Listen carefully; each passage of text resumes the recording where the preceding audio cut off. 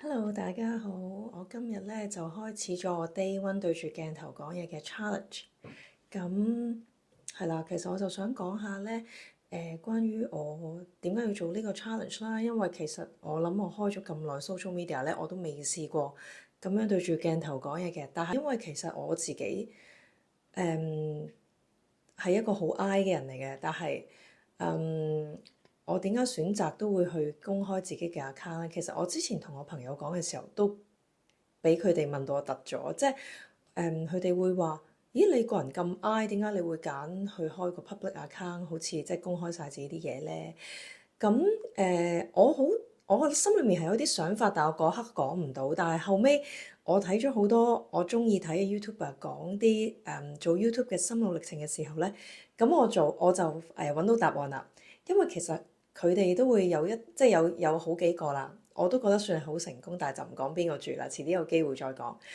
咁佢哋都會話其實佢哋本身都係好 I 嘅，即係過90幾個 percent 嘅 I 嘅。咁其實都睇得出嘅，講真，即係見到佢哋好多時都係好似好 enjoy 自己講嘢，但係未必會話成日邀請其他人一齊去傾偈拍嘢啊，咁都係會自己拍片多嘅。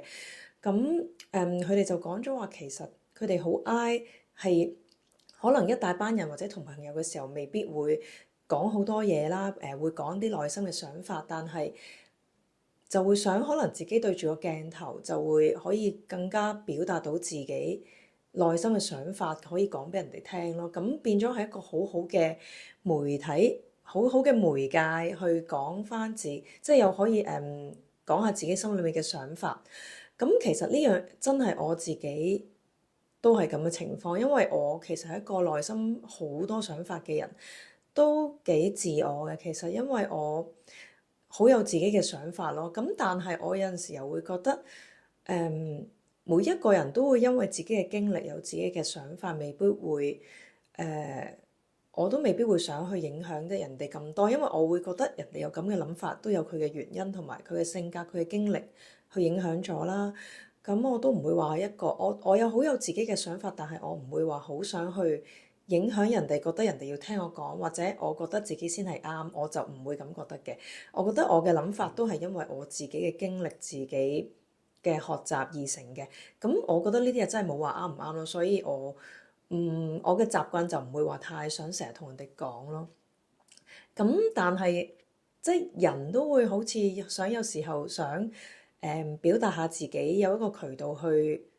發表自己。咁所以其實我都中意係有自己一個機會，自己個平台可以講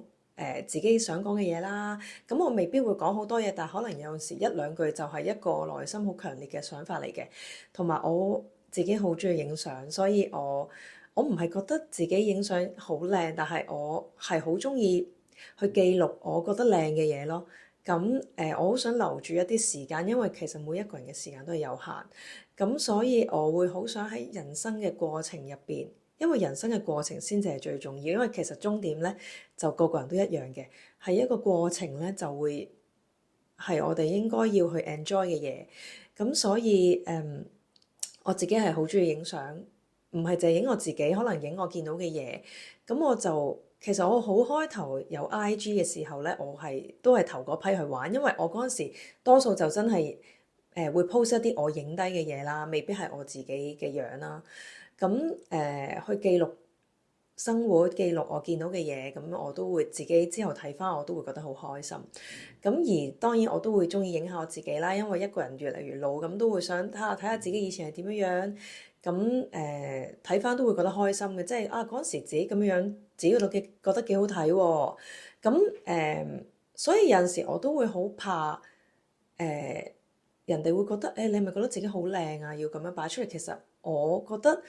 每一個人都有值得欣賞自己嘅地方，所以唔需要係諗人哋覺得你梗係覺得自己好靚，所以先會擺 social media 啊 public 俾人睇啊。其實都唔係，係每一個人應該識得欣賞自己咯。咁我自己覺得我呢一樣呢啲相我自己幾中意喎，咁咪擺出嚟大家一齊睇咁樣。咁係咯，我覺得其實最緊要自己可以有個地方去記錄自己覺得開心咯。係咯，哇！我估唔到我第一條片可以講咁多嘢。咁係咯，咁我就完成我 Day 1嘅 challenge 啦，希望我可以繼續落去啦。拜拜。